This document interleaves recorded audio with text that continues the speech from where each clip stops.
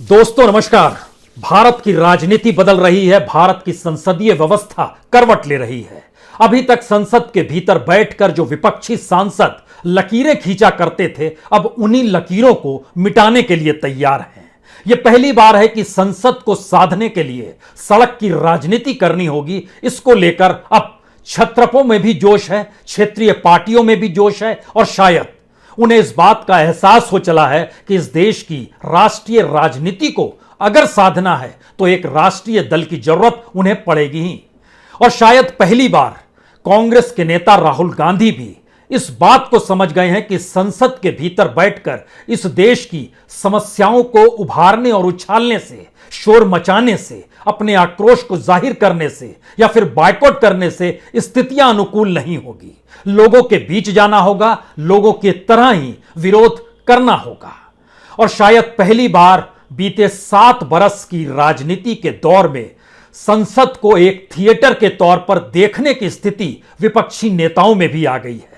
यानी अभी तक जिस लोकतंत्र का राग सत्ता गाती रही, पहली बार उसे खुले तौर पर नकारने के लिए राहुल गांधी सामने आकर खड़े हो गए हैं। और विपक्षी नेताओं में खास तौर से जो क्षत्रपों की भीड़ है, उन्हें भी समझ में आ गया है कि आखिर राष्ट्रीय राजनीति में कांग्रेस के पीछे खड़ा होना ही होगा। क्योंकि चाहे 2014 का चुनाव हो, चाहे 2019 का चुनाव हो, इस देश के भीतर में दर्जन भर क्षत्रपों के वोट भी अगर जोड़ दीजिएगा तो वह भी कांग्रेस से ज्यादा नहीं होंगे।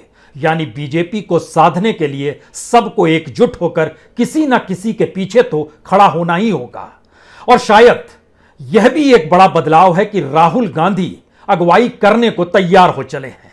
वो साइकिल पर निकलते हैं। वह दिल्ली के भीतर 9 बरस की एक बच्ची के साथ बलात्कार होता है, उसकी हत्या कर दी जाती है, तो उस दर्द को समझने और सहलाने निकल पड़ते हैं। इस देश के भीतर में जासूसी होती है तो जासूसी को राष्ट्रीय मुद्दा बनाकर राष्ट्रीय सुरक्षा से जोड़ने से भी नहीं कतराते हैं। यह पहला मौका है जब सीधे सीधे सरकार विपक्ष के निशाने पर है और विपक्ष साफ तौर पर कह रहा है यह सरकार दरअसल देश के साथ नहीं है, यह सरकार दरअसल लोगों के साथ नहीं है, यह सरकार दरअसल संसद के भीतर तमाशा करती है। और यकीन जानिए, जिस बात का जिक्र हम भी बीते कई बरसों से लगातार करते आ रहे हैं कि संसद के भीतर जो होता है, क्या विपक्ष ने उसे कभी पढ़ने की कोशिश भी की है? हमें लगता है पहली बार इसका एहसास विपक्षी नेताओं को हो चला है। क्योंकि आज हम ऐसे पन्नों को आपके सामने खोलना भी चाहते हैं कि संसद के भीतर किस तरीके से एक थिएटर होता है और लोगों के मुद्दे जो क्वेश्चन आवर में उठाए जाते हैं वह भी किसी थिएटर के डायलॉग के समान ही होते हैं। और कहा जाता है कि हम कितने महत्वपूर्ण मुद्दों को उठा रहे हैं। इस देश की अर्थव्यवस्था डामाडोल है। इस देश के भीतर में कॉरपोरेट में भी अपने मित्र कॉरपोरेटों को जितना लाभ होता है उससे कम इस देश में जीएसटी कलेक्शन हो पाता है। यानी टैक्स सारे देश से लिया जाता है, उसका भी कलेक्शन जितना भी होता है उससे कहीं ज्यादा लाभ प्रति मिनट और प्रति घंटे इस देश में अगर अंबानी और अडानी को हो रहा है तो यह आवाज अब शायद विपक्ष को समझ में आने लगी है और राहुल गांधी इस बात को समझने लगे हैं। तो क्या राहुल गांधी एक नई लकीर खींचने को तैयार हैं? क्या यह लकीर राष्ट्रीय राजनीति के चेहरे को बदल सकती है? क्या यह लकीर आने वाले वक्त में किसी बदलाव के प्रतीक के तौर पर उभर सकती है? क्या वाकई कांग्रेस जागृत हो सकती है? क्या वाकई कांग्रेस का मरा हुआ संगठन फिर से जीवित हो सकता है? क्या लोगों की मान्यता मिल सकती है? या फिर जो छत्र हारे हुए हैं उनको एक साथ एकजुट करने की परिस्थितियों ने जिस तरीके से अब कांग्रेस के पीछे लाकर खड़ा कर दिया है, तो उन्हीं का अब दबाव होगा कि राहुल गांधी अगुवाई करते हुए नजर आए। शायद इसीलिए वो दिल्ली के कॉन्स्टिट्यूशन क्लब में नाश्ता भी कराते हैं और उसके बाद कहते हैं अब पार्लियामेंट की तरफ कूच करो। इस देश की जनता पेट्रोल डीजल खरीद पाने की स्थिति में नहीं है, इसलिए साइकिल से चलेंगे। वो इस बात को कूच करते हैं कि इस देश के भीतर में दरअसल किसान फेल नहीं हुआ है, बल्कि इस देश की सरकार ने इस देश को फेल कर दिया है। कमोवेश हर क्षेत्र की यही स्थिति है। तो हमें लगता है आज उन तमाम पन्नों को खोलने से पहले जरा एक समीकरण समझ लीजिए कि इस देश के भीतर में कांग्रेस के पीछे तमाम क्षत्रप क्यों खड़े हैं। राहुल गांधी को हर कोई क्यों चाह रहा है कि अब वो अगुवाई करें, और राहुल गांधी भी अब क्यों सक्रिय हो चले हैं, चाहे वो दिल्ली में हो, चाहे देश के किसी हिस्से में, या फिर जासूसी का मसला हो, या किसानी का मसला हो, महंगाई का मसला हो, या फिर इस देश के गृह मंत्रालय से जुड़े कानून व्यवस्था का मसला हो। सीधे सीधे चोट करते हुए नाम लेकर इस्तीफा मांगने की स्थिति में राहुल गांधी एक झटके में बीते 10-15 दिनों में कैसे आ गए। हमें लगता है इस देश की राजनीति में एक बड़ा बदलाव कांग्रेस लाने की दिशा में बहुत हल्के और हौले हौले बढ़ तो रही है, लेकिन उन पन्नों को आज समझ लीजिए क्यों आखिर संसद थिएटर में तब्दील हो गया, क्यों आखिर कांग्रेस तमाम क्षत्रपों की अगुवाई आखिर में करेगी ही। और क्षत्रपों को अपनी मौत से पहले जरूरत है इस देश में कांग्रेस जीवित हो जाए, तभी उनकी जिंदगी बच सकती है सियासी और राजनीतिक तौर पर। हमें लगता है इन तमाम बातों को समझने के लिए हम आपको दरअसल लिए चलते हैं सबसे पहले 3 अगस्त। 3 अगस्त का मतलब यह है ये कल का ही दिन है और पार्लियामेंट के भीतर एक बहस हो रही है, नारे लग रहे हैं, तमाम विपक्षी सांसद नारे लगा रहे हैं कि जासूसी की जांच कराओ, उस पर बहस कराओ। और पार्लियामेंट के भीतर सत्ता पक्ष कानों में रुई ठूसकर, आंखों में पर्दा डालकर और थिएटर के उस कैमरों के जरिए नाराष्ट्रीय तौर पर दिखा रहा है कि देखिए हम तो बहस महत्वपूर्ण मुद्दों पर कर रहे हैं, किसानी पर कर रहे हैं। किसान पे कल बहस होती है पार्लियामेंट के भीतर क्वेश्चन आवर में, लेकिन आपको जानना होगा सवाल करने वाला भी बीजेपी का सांसद और जवाब देने वाला भी बीजेपी का कैबिनेट मिनिस्टर। जो सवाल किए जा रहे हैं, जो जवाब किए जा रहे हैं, उससे पहली तस्वीर साफ होगी। पहली तस्वीर है 3 अगस्त को बीजेपी के सांसद हैं जो कि मध्य प्रदेश से जो आते हैं, एमपी हैं जो कि महाराष्ट्र से आते हैं, रावर क्षेत्र है इनका, रक्षा निखिल खड़ से। ये महिला हैं और ये सवाल करती हैं कि जो किसान फसल इंश्योरेंस है, यानी प्रधानमंत्री फसल बीमा योजना जो है 2 साल से नहीं मिली है महाराष्ट्र में और उनके इलाके में, और वह कब रिलीज होगी, क्योंकि 203 करोड़ रुपए जो फंसे हुए हैं वह भी रिलीज नहीं हो पा रहे हैं। और उसके बाद हमने भी जब टटोलना शुरू किया इस देश के भीतर में, जो फसल बीमा योजना है उसका लाभ इस देश में कंपनियों को क्यों मिल जाता है जो कि इंश्योरेंस की कंपनी होती है, और किसानों को कुछ नहीं क्यों नहीं मिल पाता है। लेकिन सुनिए, जो कैलाश चौधरी हैं एग्रीकल्चर के स्टेट मिनिस्टर, वो कहते हैं कि दरअसल प्रधानमंत्री फसल बीमा योजना बहुत सफल है। सवाल किया जा रहा है मिल नहीं रहा है, ये कह रहे हैं बहुत सफल है। फिर सवाल होता है सप्लीमेंट्री बैंक और कंपनी की गड़बड़ी हो रही है, किसान को कुछ क्यों नहीं मिल पा रहा है। जवाब में आता है मिल जाएगा, थोड़ा संतोष रखिए, नियम कायदे कहते हैं कि किसानों को कोई हानि नहीं होगी। यह सवाल खत्म हो जाता है। दूसरा सवाल खड़े करने के लिए नवनीत राणा खड़ी होती हैं जो कि अमरावती से आती हैं, बीजेपी की सांसद हैं। वो बताती हैं कि सोयाबीन की खेती उनके इलाके में होती है, लेकिन साल भर से कुछ नहीं मिला, बीमा कंपनियां लाभ उठा रही हैं, किसानों को घाटा हो रहा है। जवाब सरकार देती है कि हम इस पर कार्रवाई करेंगे, तो उनका जवाब होता है कि गवर्नमेंट अपनी कंपनी क्यों नहीं बना लेती है। तो जवाब आता है राज्य सरकार चाहे तो बना लें, केंद्र सरकार ने अपनी उसकी कंपनी काम करती है, 2 कंपनियां हैं, लेकिन अगर आपको लगता है गड़बड़ी हो रही है तो राज्य सरकार कंपनी बना ले। बीजेपी के सांसद का जवाब किसानों को लेकर और जवाब भी एग्रीकल्चर मिनिस्टर का इस देश के भीतर में यह मामला भी रफा दफा हो जाता है। उत्तर प्रदेश में चुनाव होने, हमने वहां की जानकारी हासिल करनी चाहिए कि 2018, 19 और 19-20 के भीतर में आखिर कितनी परसेंटेज पैसा जो है और कुल पैसा जो है कितना रिलीज किया गया प्रीमियम के तौर पर। सिर्फ उत्तर प्रदेश की जानकारी है 1891 करोड़ रुपए बीमा कंपनियों को प्रीमियम के तौर पर मिला, जो उन्होंने किसानों के मुआवजे को सिर्फ 555 करोड़ रुपए 595 करोड़ रुपए दिए, यानी बीमा कंपनियों को लगभग 1200 करोड़ से ज्यादा का लाभ हो गया। पार्लियामेंट के भीतर थिएटर हो रहा है, पार्लियामेंट के बाहर की स्थिति किसानों की भी नाजुक है, लेकिन इन सब के बीच पीयूष गोयल खड़े होते हैं और बताते हैं हम इतने महत्वपूर्ण मुद्दे पर बातचीत कर रहे हैं और आप लोग समझते क्यों नहीं है। किसानों पे बातचीत हो रही है लेकिन नारे क्यों लग रहे हैं। तो ऐसे में बीजेपी का एक और सांसद जो शिरडी से आते हैं, सदाशिव लोखंडे, वो खड़े होते हैं, कहते हैं आपने तो गौ हत्या पर अब अपराध घोषित कर दिया, उस पर तो सजा मिल जाएगी, तो हमारी गाय तो अब बिकती नहीं है, और जो गाय है उसके लिए हम चारा खरीद पाने की स्थिति में नहीं है, क्योंकि सरकार जिस कीमत पर दूध लेती है और हमें जो 18-19 रुपए प्रति लीटर दूध देना पड़ता है, उसके बाद हम चारा भी नहीं खरीद सकते हैं, क्योंकि 1 लाख रुपए एक साल में एक गाय पर खर्च हो ही जाता है। हम क्या करें। तो मंत्री जी जवाब देते हैं सही कह रहे हैं, मुश्किल तो है, लेकिन इस पे देखा जाएगा। और ये सारा काम जो है हमारे क्षेत्र में नहीं आता है, वो डेयरी के हिस्से में आता है, कोऑपरेटिव के हिस्से में आता है, तो आप उनसे सवाल कर सकते हैं। इससे बड़ा थिएटर पार्लियामेंट के भीतर में आपको मिलेगा नहीं। पूछने वाला भी उसी पार्टी का, मंत्री भी उसी पार्टी का, सवाल भी उसी के, जवाब भी उसी के, और उसी के भीतर उन सभी को अपने आक्रोश को दबा के रखना है, क्योंकि वो बीजेपी से आते हैं। तो पहली बार कांग्रेस, पहली बार विपक्ष क्या समझ गया है कि पार्लियामेंट एक थिएटर के तौर पर है। क्योंकि इन सब के बीच चौथा सवाल नॉर्थ ईस्ट का आता है, जहां पर यह पूछा जाता है कि एफसीआई गोडाउन के बारे में, तो जवाब पीयूष गोयल कहते हैं, देखिए कितना महत्वपूर्ण क्वेश्चन है। हम लोग तो कह रहे थे कि एफसीआई के गोडाउन खत्म नहीं होंगे, इस पे भी हम लोग काम कर रहे हैं, बड़े तेजी से काम कर रहे हैं, और समझना चाहिए। यानी पार्लियामेंट किस रूप में थिएटर के तौर पर है, यह उसकी पहली पहचान है। और इसका राजनीतिक हिस्सा यह है कि पहली बार छत्रप इसलिए समझ पा रहे हैं कि कांग्रेस को अगुवाई करनी होगी, क्योंकि 2019 के चुनाव को भी अगर आप देखना शुरू कीजिएगा तो 2019 में बीजेपी को 22 करोड़ 90 लाख वोट मिले थे और कांग्रेस को लगभग 12 करोड़ वोट मिले थे।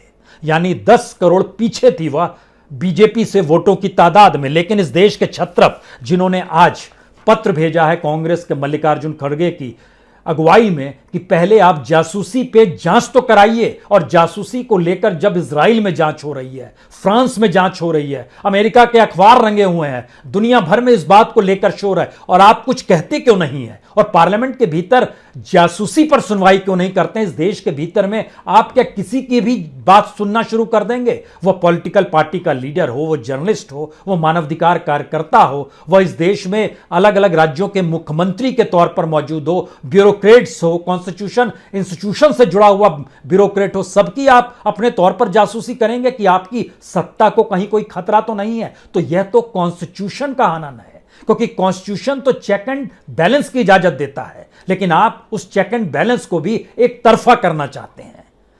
इन तमाम बातों को लेकर इसका पॉलिटिकल मतलब यह है कि इस देश के भीतर में जो छत्रप है, अगर उनके वोट आप जोड़ना शुरू कीजिएगा, जो 12 पॉलिटिकल पार्टी मौजूद है, और राहुल गांधी भी अब समझ रहे हैं कि कांग्रेस उतनी कमजोर नहीं है जितनी कमजोर वह समझ रहे थे, क्योंकि उनकी सक्रियता पहली बार अगर सड़क पे हो रही है तो शायद वो समझ रहे हैं।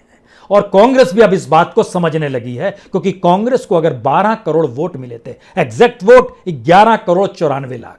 लेकिन इन सब के साथ अगर आप देखिएगा, Trinamool Congress, Samajwadi party, Shiv Sena, CPM, CPI, NCP, DMK, Jharkhand Mukti Morcha, RLD, RJD, PMK, अगर इन सब के वोट भी आप मिला दीजिएगा तो भी ये 10 करोड़ वोट ही होते हैं। यानी 12 पॉलिटिकल पार्टी जो उनके पीछे खड़ी है, उनके सबके वोट लोकसभा के मिला के भी कांग्रेस से पीछे है, और इन दोनों को जैसे ही मिलाइएगा तो वह बराबर हो जाते हैं बीजेपी के। और इसके ठीक समानांतर में जो पार्टियां नहीं आई, उसमें बीएसपी एक बड़ी पार्टी जिसको 2 करोड़ 22 लाख वोट मिले थे, आम आदमी पार्टी जिसे सिर्फ 27 लाख वोट मिले थे, अकाली दल जिसे सिर्फ 37 लाख वोट मिले थे, इनको भी अगर मिला दीजिएगा तो 2 करोड़ 86 लाख यह भी हो जाते हैं। आंध्र प्रदेश और तेलंगाना में किस पार्टी की कौन सी दिशा होगी फिलहाल नहीं कह सकते हैं, लेकिन टीडीपी, टीआरएस और वाईएसआर, इन तीनों पॉलिटिकल पार्टी को तकरीबन 3.5 करोड़ वोट मिले थे। और बीजेटी एक अलग पॉलिटिकल पार्टी उड़ीसा में जो खड़ी है, इसको भी 1 करोड़ से ज्यादा वोट मिले थे। इसका मतलब बहुत साफ है कि अगर बीजेपी अपने तौर पर 22 करोड़ 90 लाख वोट लेकर खड़ी है, तो दूसरी तरफ जो विपक्ष की परिस्थिति बन रही है, यह तकरीबन 25 करोड़ वोटों के आंकड़ों को छू रही है। लेकिन जब बीजेपी के साथ खड़े राजनीतिक दल, जिसमें जेडीयू है, क्योंकि अब शिवसेना बाहर चली गई, अकाली दल बाहर चला गया, जेडीयू बड़ी पॉलिटिकल पार्टी के तौर पर, और बाकी छोटे छोटे राजनीतिक दल, अगर इनको भी मिला लीजिएगा और पूरे विपक्ष को इधर एक साथ कीजिएगा, जो एकजुटता धीरे धीरे हो रही है, तो वोट के लिहाज से भी बीजेपी पीछे खड़ी हो जाएगी। यानी बटी हुई परिस्थितियां नाजुक हैं, लेकिन उसमें आपको राष्ट्रीय राजनीति में आगे बढ़ने के लिए राहुल गांधी को अगर आप आगे कर रहे हैं, तो शायद अब कांग्रेस क्या जागृत हो रही है। और राहुल गांधी ने जिस महीन तरीके से साइकिल मार्च किया, जिस महीन तरीके से दिल्ली के भीतर हुए रेप और हत्या को लेकर 9 बरस की बेटी की मां से जाकर मुलाकात की, और इन सब के बीच जासूसी के मसले को अंतर्राष्ट्रीय तौर पर भी जोड़ा है, और देश के भीतर निजता के साथ उस पॉलिटिकल परसेप्शन को भी उभारा है, जिसमें आप एक देशद्रोह की परिस्थितियों में लाकर सरकार को खड़ा करते हैं। यह इसलिए महत्वपूर्ण है क्योंकि अब कल ही सुप्रीम कोर्ट में सुनवाई होनी है और सुप्रीम कोर्ट की सुनवाई के लिए किसी पॉलिटिकल पार्टी ने दरख्वास्त नहीं की है। यह दरख्वास्त जर्नलिस्टों की तरफ से हुई है। जर्नलिस्टों ने जो पिटीशन डाली है उस पर सुप्रीम कोर्ट सुनवाई करने वाली है। उसमें chief justice of India Ramana sahab की भी मौजूदगी होगी। तो यह एहसास, यह सबको समझ में आ रहा है कि सुप्रीम कोर्ट मौजूदा वक्त में एक चेक एंड बैलेंस की स्थिति में आकर खड़ा हो गया है। शायद इस बात को अब समूचा विपक्ष समझ रहा है और राहुल गांधी भी समझ रहे हैं, क्योंकि इस मौके को अगर गंवा दिया या इसको भी डिफ्यूज कर दिया यह सोचकर कि पार्लियामेंट के भीतर बैठे, तो पार्लियामेंट के थिएटर के तौर पर संसद को कैसे सत्ता ने क्रिएट किया हुआ है और अपने सिरों को गिनकर बहुमत के आधार पर हर बात पे मुहर लगाने की जो स्थितियां हैं, यह अब किसी से छुपा हुआ नहीं है। इतना ही नहीं, यह भी पार्लियामेंट के भीतर बैठकर नजर आता है कि पार्लियामेंट के भीतर बैठे हुए स्पीकर हो, डिप्टी स्पीकर हो, यानी जो भी कर रहे हो उसके पीछे भी कोई देख रहा होता है और निर्देश जारी होते हैं और वह जाकर अपने तौर पर चीजों को बतलाता है। अब आप इनको इतना समय देंगे, इस समय आपको सस्पेंड कर देंगे, इस समय आप कह देंगे कि अब स्थिति बहस होगी हर हाल में, ये सारी चीजें होंगी। लेकिन इन परिस्थितियों के बीच भी क्या होता है, ये सब कुछ नजर आ रहा है। इन सबके बीच एक महत्वपूर्ण बात और है। लोकसभा में कल पास कर दिया गया एक बिल, उस बिल के मातहत थिएटर का यह दूसरा हिस्सा है जिसमें इस देश के भीतर में अब डिफेंस सर्विस बिल 2021 जो लाया गया, एसेंशियल डिफेंस सर्विस बिल, इसमें कहा गया कि ऑर्डिनेंस फैक्ट्री में कोई स्ट्राइक अब मजदूर नहीं कर सकता है। सवाल है कि स्ट्राइक हो क्यों रही थी। इस देश के भीतर में 41 ऑर्डिनेंस फैक्ट्री है, 84,000 रेगुलर इंप्लॉई हैं। वो विरोध क्यों कर रहे थे, जिसके बिल को लाया गया कि अब आप विरोध भी नहीं कर सकते हैं, स्ट्राइक नहीं कर सकते हैं। वह विरोध इसलिए कर रहे थे क्योंकि आप उसका प्राइवेटाइजेशन कर रहे थे, निजीकरण का विरोध हो रहा था वहां के एम्प्लॉइज के जरिए। वहां पर प्रोडक्शन और उसकी जिक्र नहीं हो रहा था कि डिफेंस मटेरियल में देरी हो रही है उत्पादन करने में। वह तो डिफेंस मटेरियल का उत्पादन ही नहीं हो पा रहा था। यह जिक्र एचएएल को भी लेकर हुआ था, जो हिंदुस्तान एरोनॉटिक्स लिमिटेड है, क्योंकि जिस तरीके से राफेल और देश के भीतर डिफेंस को लेकर जो 100% एफडीआई की बात कहेगी और कहा गया टेक्नोलॉजी आ जाएगी, वह भी नहीं आई। और एचएएल के भीतर भी इस बात को लेकर विरोध था। इससे पहले जो सारे इक्विपमेंट्स एचएएल में बनते थे, अब वो प्राइवेटली बाहर से क्यों खरीदे जा रहे हैं। हालांकि कुछ काम इस दौर में दिया गया, लेकिन सवाल है कि अपनी ही कंपनी, अपनी ही फैक्ट्री में, जो कि पब्लिक सेक्टर के हिस्से में आती है, वहां पर काम करने वाला कर्मचारी विरोध क्यों करेगा। वह तभी करेगा जब उसकी जमीन खिसक रही होगी। जमीन कब खिसकेगी, जब वह सरकारी हिस्सा जो है प्राइवेट हाथों में दिया जाएगा। ऑर्डिनेंस फैक्ट्रीज के भीतर इसीलिए विरोध हो रहा था और कई जगहों पर तो वेतन तक नहीं मिल पा रहा था, इसलिए विरोध हो रहा था।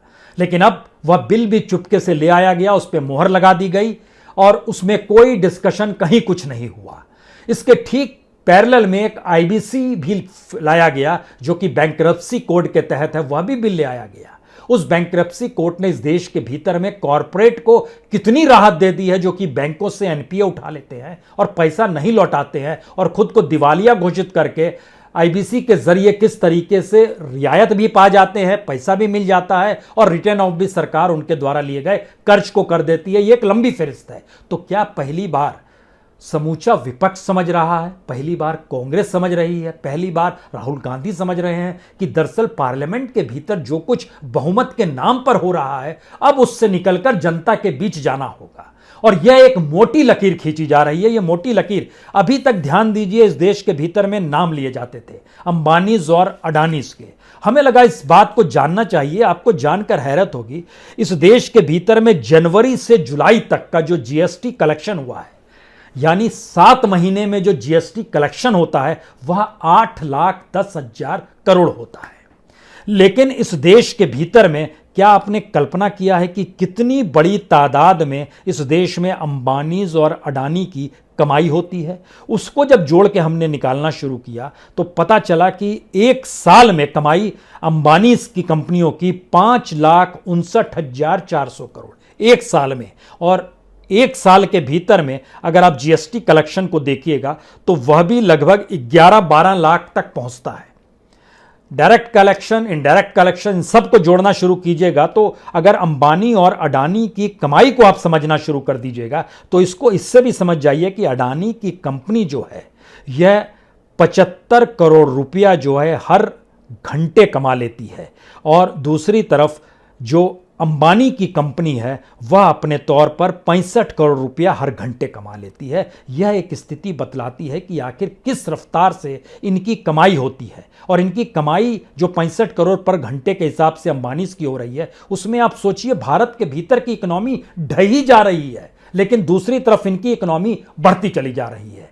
क्या यह पहली बार इकोनॉमिक स्ट्रक्चर समूचा विपक्ष समझ रहा है? संसद के भीतर क्या इस पर चर्चा नहीं होनी चाहिए? संसद के भीतर चर्चा तो तब होगी जब पॉलिटिकल पार्टीज अब इस बात को समझने लगे कि दरअसल जनता की बातों को ही संसद के भीतर रखा जाता है, और संसद के भीतर अब सिर्फ इस बात पर चर्चा नहीं हो सकती है कि यह बिल लाएं कि नहीं लाएं, इसको लेकर लाएं कि नहीं लाएं, क्योंकि बहुमत तो सत्ता के साथ है। लेकिन हमें लगता है इस देश के भीतर में जब टैक्स कलेक्शन तक कम हो गया, बेरोजगारी पूरे उफान पर है, लोगों के पास खरीदने की ताकत कम हो गई है, तब आप जरा समझने की कोशिश कीजिए कितनी कमाई किस रूप में होती है और इस देश के भीतर में इकोनॉमी कैसे ढहढहा के गिर रही है। ये इस बात से समझ लीजिए कि इसका जो हिस्सा हमने निकाला अंबानीज और अडानीज का 2020 में, अब आप कल्पना कीजिए कितना परसेंट किस कंपनी को लाभ होता है। अडानी गैस को 1145% का लाभ, अडानी इंटरप्राइजेस को 827% का लाभ, अडानी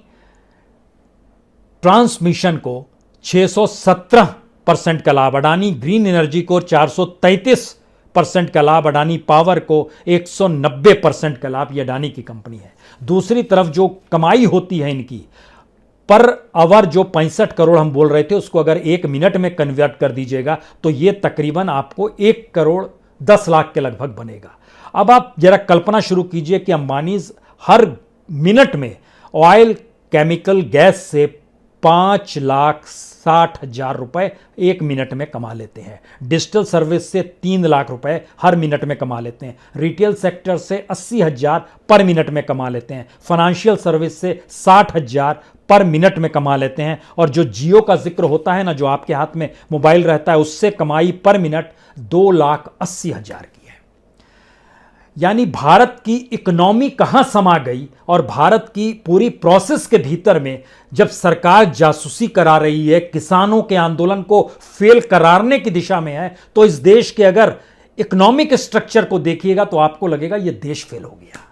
और शायद पहली बार भारत की राजनीति में अब इन बातों पर गौर विपक्ष करने लगा है। विपक्ष में अगर सक्रियता है, अगर वो समझ पा रही है, तो इस बात में सिर्फ जासूसी तक मसला, तो जासूसी तो देश की सुरक्षा के साथ खिलवाड़ किया ही गया है और दुनिया भर में इसको लेकर शोर है, लेकिन हमने अपने मुंह पर पट्टी बांध ली है।